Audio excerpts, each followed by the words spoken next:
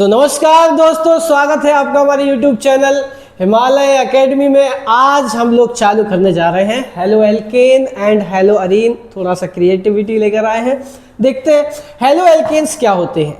Halo alkanes are those compound that has halogen and obviously alkane, जिसके पास ऐसे alkyl group जिसके पास halogen atom attach हो उसको हम क्या बोलते हैं, हेलो एल्केन्स बोलते हैं। वहीं दूसरी तरफ हेलो अरीन्स क्या होते हैं, हैलोजन एटम यदि बेंजीन या एरोमेटिक कंपाउंड जनरली उनसे अगर कनेक्टेड हो तो उसे हम क्या बोल देते हैं, हेलो अरीन्स बोल देते हैं। ये 12th क्लास का 12वीं क्लास का पहला ऑर्गेनिक का चैप्टर है और इससे अच्छे खासे क्वेश्चंस हमारे बोर्ड में आते हैं। सो बिल्कुल टेंशन नहीं लेना। आपके सामने एग्जाम्पल है, ये तुम्हारा इथेन है, इथेन में क्लोरीन लगा हुआ है। इथेन में एक H हट जाता है, उस H को हटाकर हम लोग हैलोजन ग्रुप लगा देते हैं तो क्या बन जाता है, हेलो एल्केन या क्लोरो इथेन। वहीं अगर बेंजीन पर क्लोरीन लगा हुआ हो तो उसे हम बोलते हैं क्लोरो बेंजीन, या ब्रोमीन लग जाए तो ब्रोमो बेंजीन। अच्छा, हैलोजन क्या होता है अगर आपको ये नहीं पता तो हम नहीं बता रहे, क्योंकि हैलोजन तो सबको पता रहता है 12th में आते हुए। Group number 17 fluorine, chlorine, bromine, iodine जैसे एटम्स अगर एल्केन और बेंजीन में लग जाते हैं हाइड्रोजन की जगह पर तो उसे हम क्या बोलते हैं, हेलो एल्केन और हेलो अरीन क्लासीफाई कर देते हैं। अच्छा, डे टू डे लाइफ में कैसे यूजेस हैं वो भी देख लो।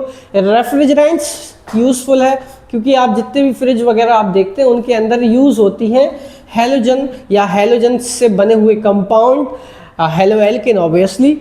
मेडिसिन, एनेस्थीसिया, इसमें भी यूज़ होता है। एनेस्थेटिक रिएक्शन अगर करवाना है, बॉडी में किसी को बेहोश करवाना है, जैसे तेरे नाम में सलमान खान ने निर्जला को बेहोश कर दिया था, सिमिलरली एनेस्थेटिक कंपाउंड अगर बनाना है या एनेस्थेटिक कंपाउंड चाहिए है तो हमको हेलो एल्केन की मदद लेनी होगी।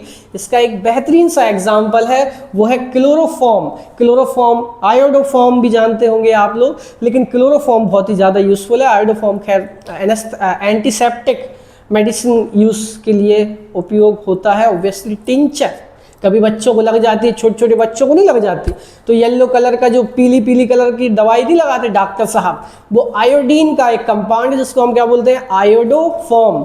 इसके बाद प्लास्टिक, पीवीसी पॉलीविनाइल क्लोराइड, ये भी एक हेलो एल्केन का ही कंपाउंड है। ड्राई क्लीनिंग सॉल्वेंट CCl4 जैसे कि कंपाउंड है, वो भी क्या है, डे टू डे लाइफ में हेलो एल्केन बहुत ही ज़्यादा यूजफुल है भाई साहब। इसके बाद पेस्टिसाइड, इस साल पेस्टिसाइड्स के ऊपर एक क्वेश्चन आया है वो हम बता देते हैं।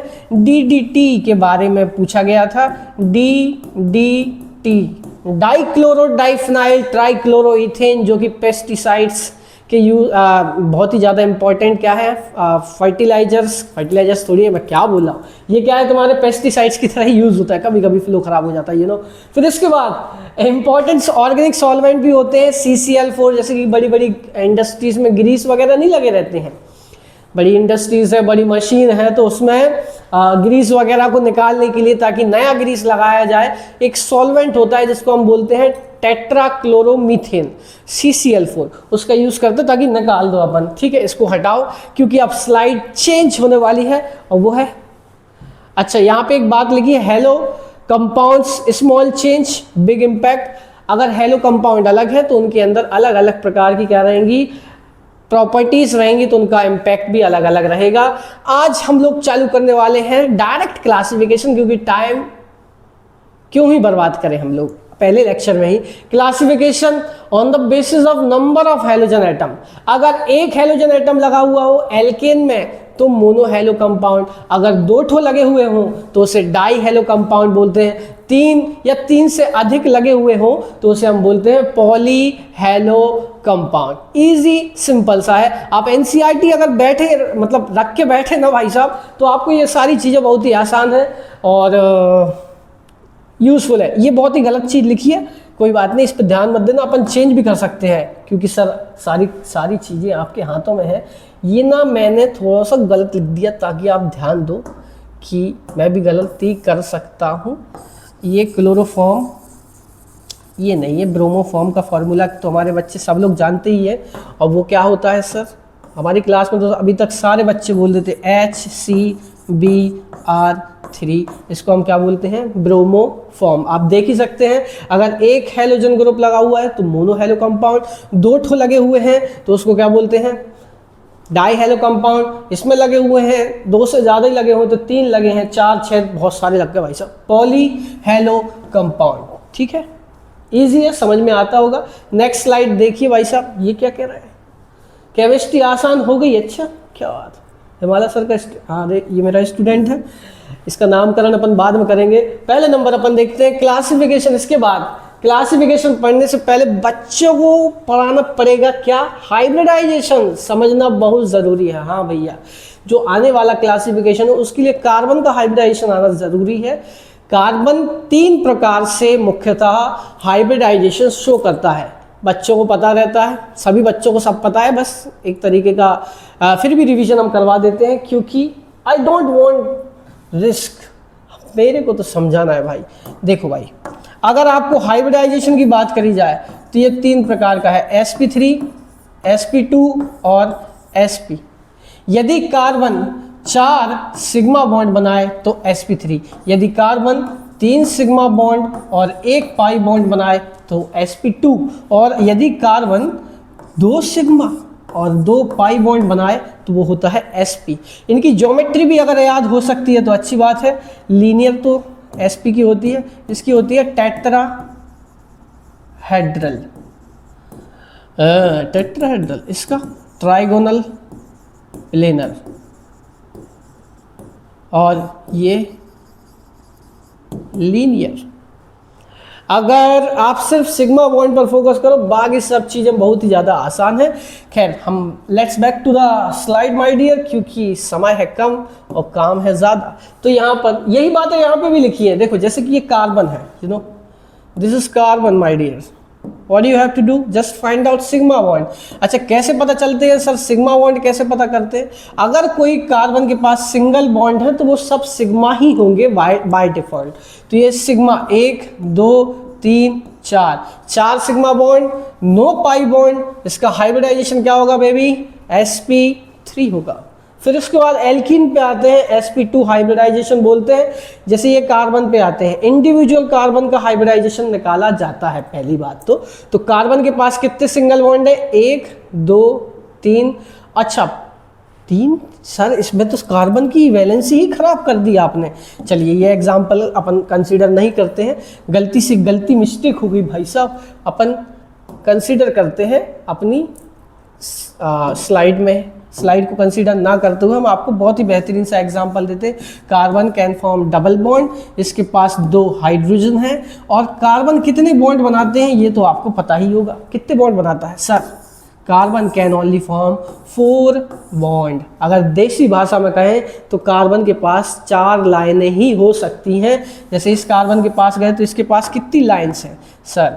1 2 3 और 4। सिमिलरली अगर इस कार्बन के पास जाते हैं तो 1 2 3 4, म्यूचुअल अंडरस्टैंडिंग है, दोनों तरफ ये लाइनें कंसीडर की जाएंगी। तो ये सिग्मा बॉन्ड, ये भी सिग्मा बॉन्ड, ये सिग्मा, ये पाई।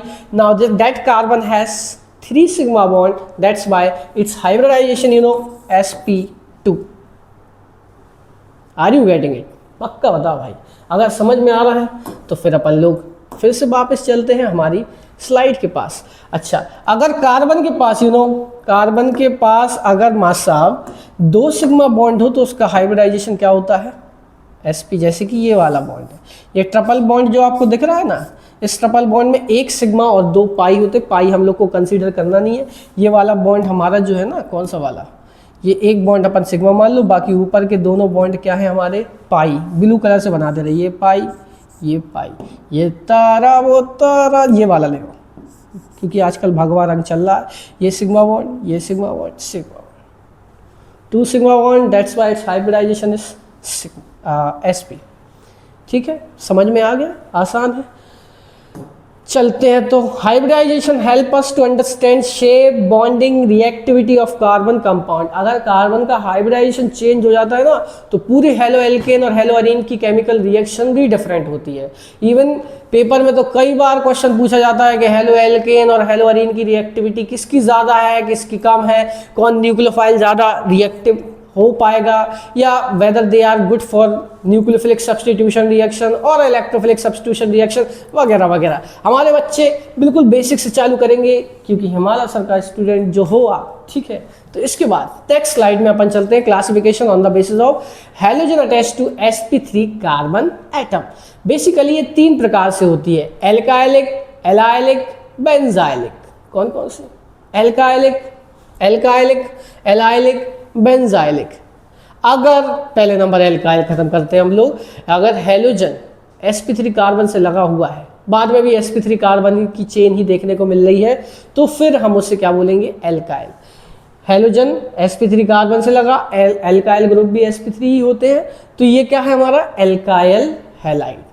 एलाइलिक क्या होता है? अगर हैलोजन sp3 कार्बन से तो लगा है, उसके बाद जो कार्बन है ना, यही तो पूरा सिस्टम खराब कर रहा है।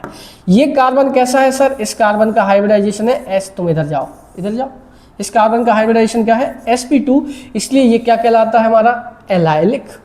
बाद में आपको डबल बॉन्ड दिख जाए, लेकिन इधर तक तो पूरा सिस्टम जैसे कि यहाँ था वैसे यहाँ रहा, ठीक है सर। इसके बाद sp3 कार्बन से तो हैलोजन लगा हुआ है, लेकिन बाद में अगर बेंजीन लग जाए तो क्या बोलेंगे?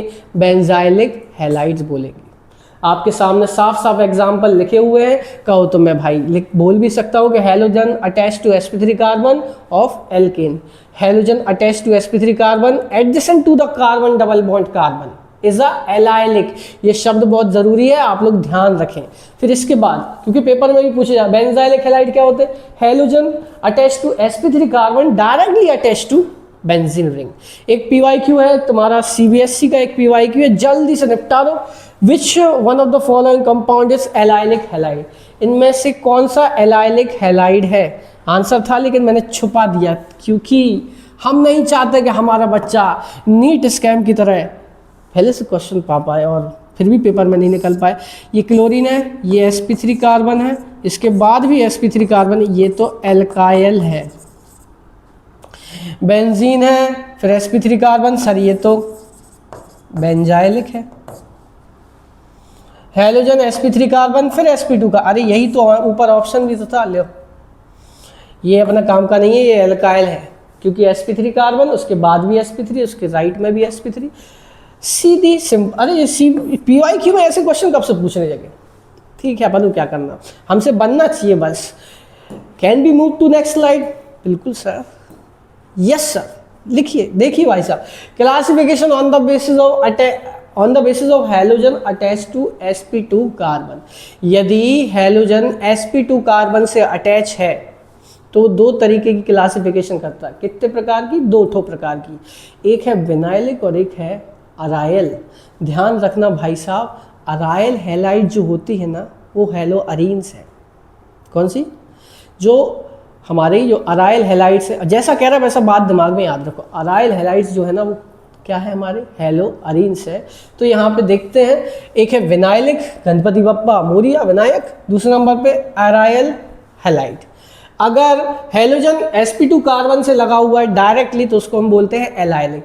हैलोजन डायरेक्टली बेंजीन से लगा हुआ हो तो वो है अराइल हैलाइड, जिसको हम हैलो अरीन आमतौर पर कहते हैं। ये सामने एग्जांपल है, हैलोजन अरीन से लगा हुआ है क्लोरोबेंजीन, अगर ब्रोमीन लगाए तो ब्रोमोबेंजीन। बहनजी समझ में आया आपको?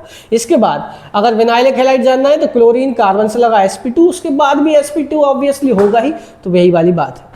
अच्छा, ये क्या कह रहे हैं भैया? बेंजाइलिक हैलाइड हैलो अरीन नहीं होते, लेकिन मैक्सिमम टाइम गलत ही लिख देता था पेपर में।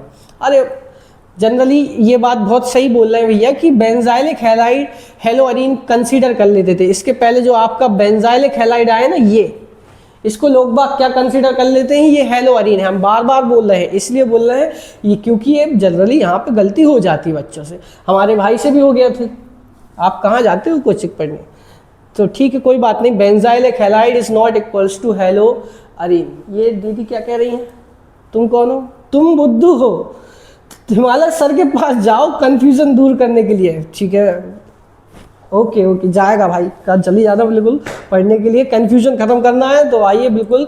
वैसे इस साल हम लोगों ने, हमारे इंस्टीट्यूट ने बहुत ही अच्छे रिजल्ट लाए हैं। CBSE में पूरे बिना में सबसे ज़्यादा रिजल्ट, MP बोर्ड में सबसे अच्छा रिजल्ट 90% के ऊपर सभी बच्चों के आए, 10th में भी। अब हम क्या ही बोले, सबसे ज़्यादा बच्चे, सबसे अच्छा रिजल्ट। हम लोग बिलीव करते हैं रिजल्ट में, हम लोग बिलीव करते हैं हमारे बच्चों के रिजल्ट में, क्योंकि बच्चों की मेहनत सही तरीके से सही डायरेक्शन में जाना चाहिए।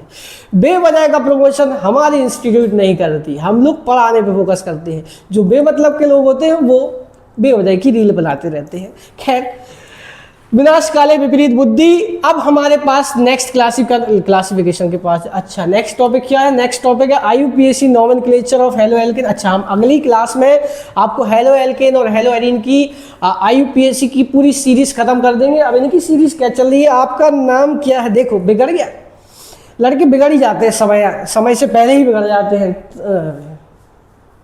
बता दिया नाम। अब इनकी क्या कहानी चल रही है वो देखेंगे बाद में। हम लोग कैरी ऑन करेंगे IUPAC नेक्स्ट लेक्चर में, अगले दिन मिलेंगे। और ये वीडियो जो है ज़्यादा से ज़्यादा लोगों पर पहुंचाओ, और कोशिश करना कि 100 लाइक तो मेरे को चाहिए और व्यूज़ तो चाहिए है भाई, क्योंकि self motivation is important, intrinsic motivation भी है एक तरीके का। थैंक यू, मिलते हैं नेक्स्ट वीडियो में।